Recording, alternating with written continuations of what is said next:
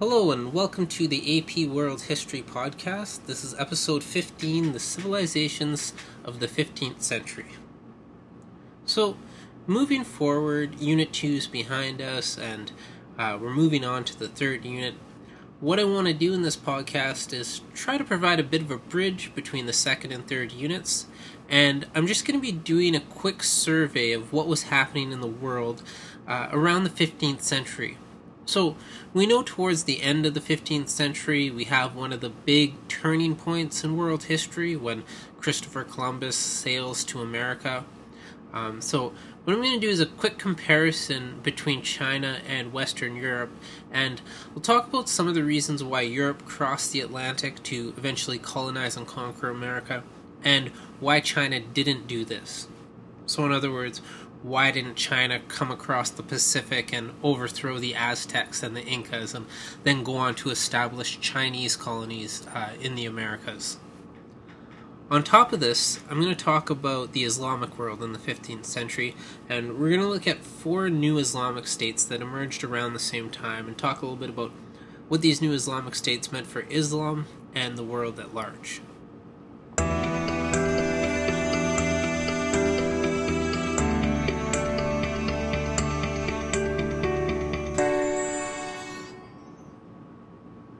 So we start our survey of the 15th century world in China.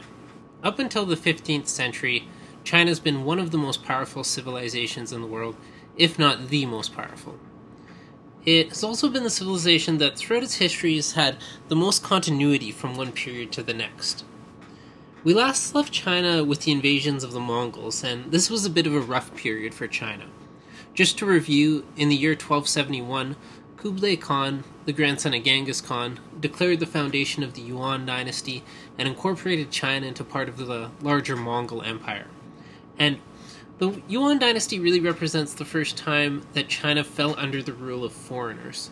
So, previous Chinese dynasties had mixed heritages, but these previous dynasties, even if they had mixed heritages, they always presented themselves as being Chinese. The Yuan Dynasty didn't do this. They remained Mongols. So the first Yuan emperor was Kublai Khan, and he was actually a pretty effective ruler. He ran the country how previous dynasties had run it, but he neglected the civil service exam, and was really prejudiced against giving Chinese people good government jobs. So, traditionally in China, the good jobs were rewarded based on performance on that civil service examination. And the best candidates were given the best jobs. The students that performed the best were given good government jobs. Kublai Khan created a racial hierarchy in China, sort of similar to the caste system in India. He had Mongols at the top, and the best government jobs were given to the Mongols. Then came people with nomadic backgrounds who weren't Mongols. Underneath them were people from northern China, because northern China was conquered first when the Mongols came down from Mongolia. And at the bottom were people from southern China. So, with all that said, Kublai Khan wasn't a terrible ruler for the Chinese. He did a lot of good things. He built canals, he lowered taxes, he improved roads, he supported the peasants. So he was able to at least maintain control of the empire. The later Yuan emperors struggled to maintain control, and the later Yuan period was really a devastating time for China. We talked about the Black Plague a little bit, and we know this originated in China and it spread to Europe along the Mongol Empire's trade routes. So people were dying from the plague, and there's also widespread famine across the country. And I've read estimates that population dropped from 120 million people all the way down to 60 million people during this period. So, amidst all this devastation, clearly the Yuan had lost the mandate of heaven, or the mandate to rule, and as is the custom throughout Chinese history, it was time for a new dynasty to come in and take power. So enter the Ming Dynasty. When the Ming take power, China's in complete turmoil. But the Ming were very successful at rallying the Chinese people together. And the Ming were able to unite people because they had driven the foreign rulers out, and the Ming, they were a good Chinese dynasty, And they were going to look to China's past, its previous traditions, with the goal of recapturing what the Chinese people viewed as being their golden age, and this is the Han, Tang, and Song dynasties. So they're looking back to the past. So the civil service examination that was neglected during the period of the Mongols, the Ming reinstated the exam. And just a quick word on this exam: when you're thinking about Chinese government, the civil service exam is not sort of an obscure fact. It's really one of the main ideas, because it was around for so long and because China was so influential in the area. It continues to have an impact in the world today. So you look at school programs in Japan, for example, you have after-school school and Saturday school.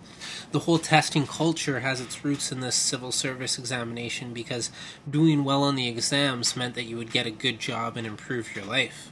On top of the civil service exam, Confucianism became more important once again. So again, China looking to their past belief systems. So the Ming came to power in 1368. And probably the most influential early Ming emperor was Yongle, and he was the third emperor. He came to power in 1402, so right at the beginning of the 15th century. And Yongle commissioned a lot of really ambitious projects for China.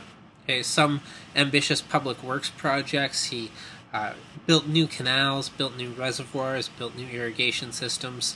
Land that had been lost to the Mongols as pasture land for grazing animals had been reclaimed for agriculture. In terms of culture and learning, he ordered the compilation of the world's largest encyclopedia. So he commissioned a whole bunch of intellectuals to compile writings on history, geography, ethics, government, basically any writing that existed in China at the time. He also commissioned the world's largest maritime expeditions, which I'll talk about shortly. So, China recovered from Mongol rule and the plague quickly.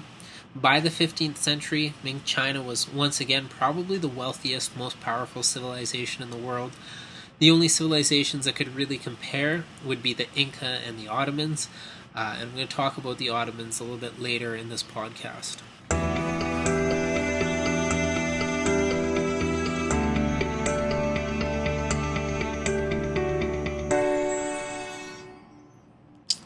So we're talking about the ambitious projects of Ming Emperor Yongle, and perhaps his most ambitious project were the maritime expeditions that he commissioned. So for a long time, China was a major player in the Indian Ocean trade, and Yongle was perceptive enough to want to build on this position.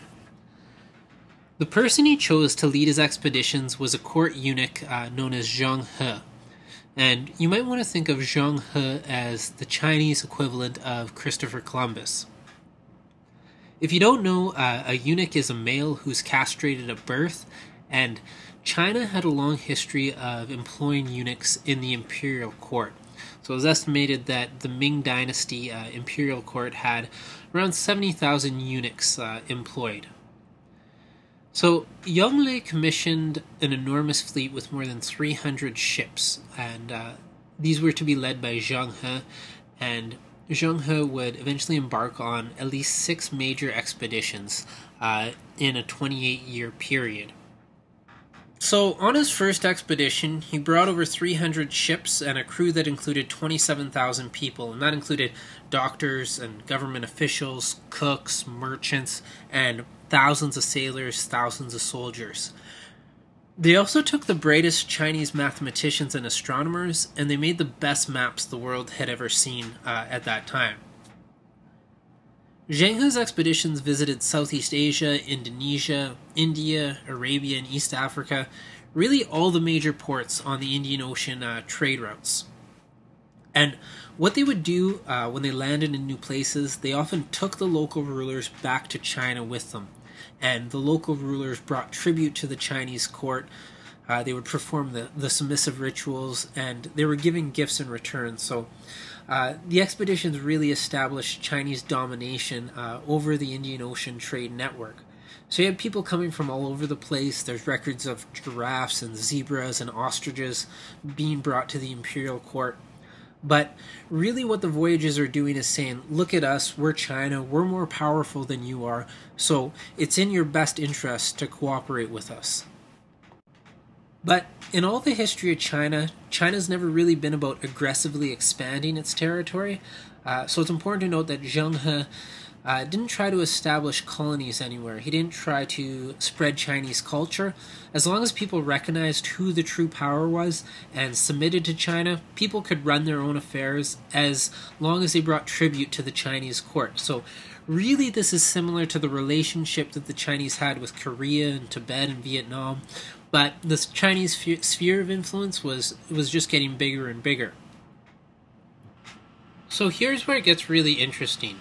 Yongle dies in 1424, and he was really the big supporter of these trips.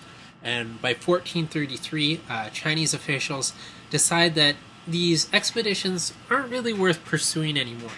So just like that, the most powerful naval force in the world is finished. So historians will wonder, what would have happened if China never stopped these expeditions? It certainly would have had a major impact on China, but it also probably would have had a major impact on the rest of the world. So we know that after Yongle died that they stopped the maritime voyages, but why would they do this? And there's a number of different theories, and it's probably a combination of a few of these things. So you have to remember that China viewed themselves as the middle of the world, and the further away you move from China, the less civilized things became. So the idea that China is the middle kingdom, culturally superior to the rest of the world, they didn't need to go looking for anything. People should be coming to China to find out what's going on, because China is where everything good and civilized could be found. In terms of military, the biggest threat for China was still the nomads living to the north. So think of this in its historical context. It's 1434. This is pretty fresh after the Mongol invasions. They weren't really worried about defending their maritime borders. They needed to defend their land borders. So during this period, you have the fortification of the Great Wall of China. So today, what remains of the Great Wall was mostly built during the Ming period. And that was to continue to discourage nomadic invasions from the north. Finally, bureaucratic officials saw the trip as the project of court eunuchs, and there's sort of a power struggle between the bureaucracy and the eunuchs in the court.